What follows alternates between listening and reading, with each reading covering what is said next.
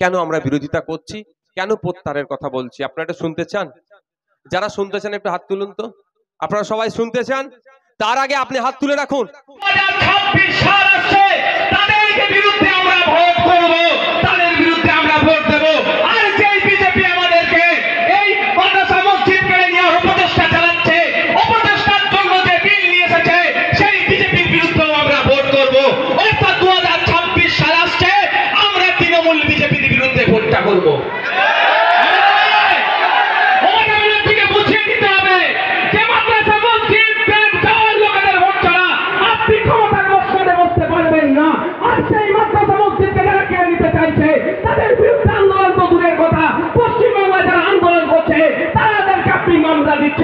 আপনাকে আমরা 14 তলায় আর উঠতে দেব না, আপনাকে 14 তলা থেকে টেনে আমরা ভাবতে পেরেছেন। তার আগে আপনাদের কাছে আমি একটা কথা বলবো, যদি ভালো লাগে আমার সাথে আপনি হ্যাঁ মিলাবেন, না ভালো লাগলে মিলাবেন না। আমার তার আগে একটা প্রশ্ন, যখন আপনি আমি বিপদে আছি, আমার আপনার মাদ্রাসা মসজিদের সম্পত্তি, আপনার আমার বাপ দাদুর কবরস্থান যখন বিজেপি সরকার লুটে নেওয়ার চেষ্টা করছে, তখন মমতা ব্যানার্জি আমাদেরকে কি বলছে? দিল্লিতে গিয়ে আন্দোলন করুন, সামনে 2026 নির্বাচন আসছে। তাহলে এর জবাবটা আমরা দেবো তো নাকি ভাই? দেবো তো ভাই? এর জবাব দিতে হবে। আমি বলছি না আপনি আমাকে আইএসএফ কে ভোট দেবেন, সেটা আপনাদের ব্যাপার, আমরা ভোটের সময় ভোট চাইবো। কিন্তু 2026 নির্বাচন যখন আসবে, এই ইভিএম মেশিনের সামনে কি আপনি দাঁড়াবেন, দাঁড়িয়ে সেই সময়ের কথা মনে রাখবেন যখন মাদ্রাসা মসজিদ, তখন কবরস্থানে নিয়ে আপনি চিন্তিত, তখন যে আপনাকে বলেছিল দিল্লি যাবার কথা, তার বিরুদ্ধে আমরা ভোটটা করব।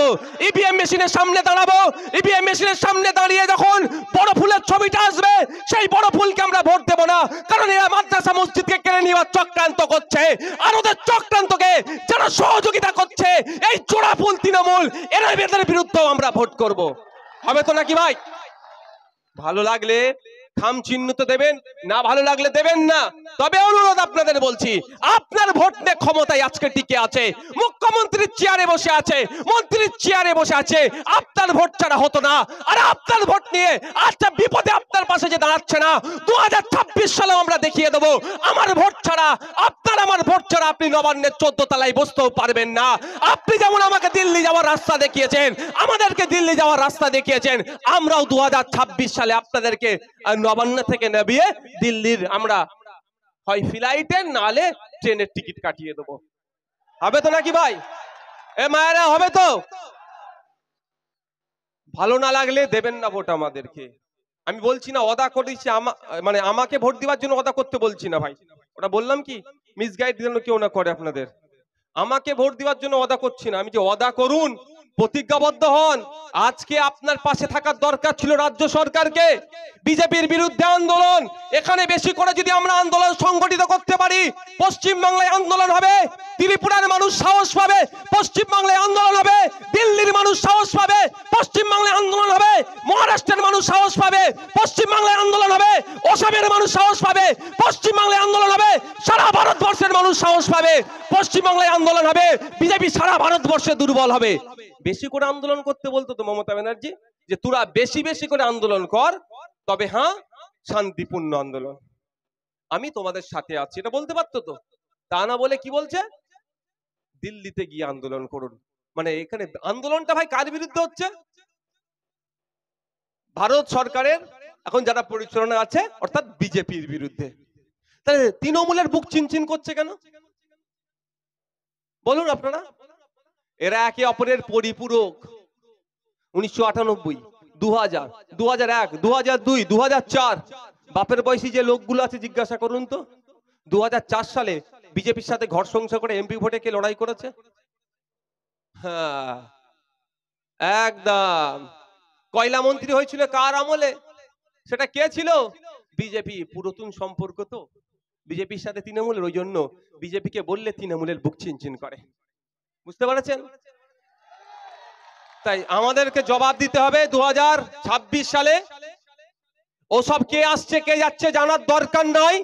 পশ্চিম বাংলার বিধানসভায় দলিতদের হয়ে বলার জন্য আদিবাসীর হয়ে বলার জন্য, মুসলমানের হয়ে বলার জন্য, পশ্চিমবাংলার নাগরিকের হয়ে বলার জন্য, শিক্ষা, স্বাস্থ্য, কর্মসংস্থানের আমূল পরিবর্তন করার জন্য, বিধানসভার মধ্যে দাঁড়িয়ে মানুষের হয়ে কথা বলার জন্য অন্তত 50 থেকে 100 জন আমরা নওশাদ সিদ্দিকী ভিতরে পাঠাবো। কে আসলো কে গেল জাকাত দরকার নেই, এটা মাথায় থাকবে তো। ওসব ভেবে লাভ হবে না, কে আসছে কাকে আটকাতে হবে। আর কবে আটকাবে বাবা? 2016 সালে কটা ছিল? 3টে বিজেপির। 2021 সালে কটা হলো? 77টা। আটকাতে পেরেছেন আপনি? আটকাতে পেরেছেন বাবু? পারেননি। উল্টে আপনি আপনার লক্ষ্যে কম ঢুকালেন। 2016 সালে সিপিএম কংগ্রেস মিলিয়ে প্রায় 50টার অধিক সিট ছিল, 56টা মতো সিট ছিল। আর আজকে সেটা আপনি সেই কংগ্রেস, সিপিএম, আইএসএফ মিলিয়ে একটা পাঠালেন। তাহলে ক্ষতি হলো না লাভ হলো? আপনাদের ক্ষতি হয়েছে। এই ক্ষতির হাত থেকে যদি বাঁচতে চান আগামী দিনে, তাহলে আমি আপনাদের বলবো, চোখ কান কারো দিকে তাকাবার দরকার নাই। বিজেপি তৃণমূলের বিরুদ্ধে সারা পশ্চিম বাংলা জুড়ে আমরা একটা জোটবদ্ধ হওয়ার চেষ্টা করছি। সেখানে অবশ্যই লেফট ফ্রন্টকে রাখার চেষ্টা হচ্ছে, সেখানে কংগ্রেসকে রাখার চেষ্টা হচ্ছে, আরো যে সমস্ত ছোট বড় দল আছে, এক করে 2026 সালে বিজেপি তৃণমূলের বিরুদ্ধে লড়াই হবে। সব ভোটটা বিজেপি তৃণমূলের বিরুদ্ধে যাবে, হবে তো নাকি? যার যেখানে শক্তি সেই রকম ভাবে আমরা চেষ্টা করছি, আলোচনা চালাচ্ছি। যত ছোট বড় রাজনৈতিক দল আছে, কেউ 34 বছর শাসন করেছে থাকতে পারে, কেউ 25 বছর বাংলাকে শাসন করেছে সে থাকতে পারে, কেউ নতুন সদ্য দল উঠেছে সে দেখার দরকার নাই। যার যেখানে যোগ্যতা আছে, যার যেখানে গ্রহণযোগ্যতা আছে, তার ভিত্তিতে সিটকে আমরা আলোচনা করছি। অ্যাডজাস্টের মাধ্যমে তাদেরকে সেইখানে দাঁড়িয়ে একটাই আওয়াজ হবে, জোড়া ফুল আর পদ্ম ফুল, এই দুটো বাদে একটা সিম্বলে হাত দাও, বিজেপি তৃণমূলকে গঙ্গায় ফেলো। ওই সিম্বল দুটোতে বাদে যে শক্তিশালী হবে তাকে ভোট দাও। সারা ভারত পশ্চিম বাংলা জুড়ে তৈরি করতে হবে। না হলে আপনি যদি ভাবেন তৃণমূলকে দিয়ে আপনি বিজেপিকে রুখবেন, আপনার মানে দিবা স্বপ্ন দেখছেন হয়। আচ্ছা আমি একটা কথা বলেন, মায়েরা এখানে আছে তো, মায়েরা ভালো বলতে পারবে, বাপেরা মায়েরা। আচ্ছা মায়েরা বলুন, গর্ভের সন্তানকে যত খারাপই হোক না কেন, সন্তান তো সন্তানই বলেন। তেজ্য পুত্র করে দিল, সন্তানের প্রতি একটা আলাদা টান থাকে না মা বাবার? গর্বের সন্তান তো। তৃণমূলটা কে? তৃণমূলটা বিজেপির কে? আমি বলে যাচ্ছি, রেকর্ড হচ্ছে। মমতা ব্যানার্জি কিছু বললি আমার নামে নোটিশ পাঠিয়ে দেয়। আমি বলে যাচ্ছি, আজকে 1998 সালে বিজেপির হাত ধরে তৃণমূলের জন্ম হচ্ছে, বিজেপির গর্ভে তৃণমূলের জন্ম। আর তার প্রমাণ এখনো দিয়ে যাচ্ছে। আরে আপনার আমার বাড়ির মেয়ে তিলোত্তমা, সোদপুরে বাড়ি, কলকাতা আরজি কর হসপিটালে যাকে খুন করে ধর্ষণ করালো, হ্যাঁ, ওই মামলাটা কোথায় গেল? এসি ঘরে ঢুকে গেল তো, ফ্রিজে ঢুকে গেল না? ওই মামলাতে বলা হচ্ছে যে 54 থেকে 55 জন মানুষ ওই যেখানে আমাদের বোনটাকে খুন করলো ওই করিডোরে ওই দিনকে যাতায়াত করেছে। 54 থেকে 55 জন। কজন ধরা পড়েছে এখন পর্যন্ত? একজনই এখন আছে, আপনার মেন যে সেটা হচ্ছে সঞ্জয় রায় না কি নাম আছে। কিন্তু ওইখানে ওই সময়ে 54 থেকে 55 জন যাতায়াত করেছে ভাই। এবারে সিবিআই ওনার নাকি খুঁজে পাচ্ছে না। সিবিআই খুঁজে পাচ্ছে না, না সিবিআই দাদার সিবিআই দিদির নেতাদের গুলোকে বাঁচাচ্ছে, সেটা আমাদের ভাবতে হবে। পুরাতন সম্পর্ক বাঁচাচ্ছে। আচ্ছা ভাই, সিবিআই নাও খুঁজে পেতে পারে, আমার এখানে আমি এখানে যদি এসে সবাইকে চিনতে পারবো?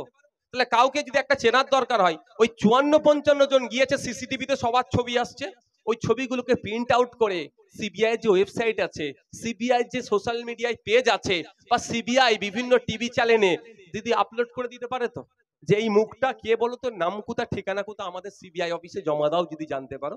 যদি আপনার এলাকার এই ভেবিয়ার কেউ যদি ওই 55 জনের মধ্যে ঢুকে থাকে, আপনার এলাকার মানুষ, আপনি চিনতে পারবেন তো, তার নাম ঠিকানা সিবিআই অফিসে দিয়ে আসবেন, তাহলে ধরা পড়বে তো 55 জন কে ছিল। তা করছে না কেন?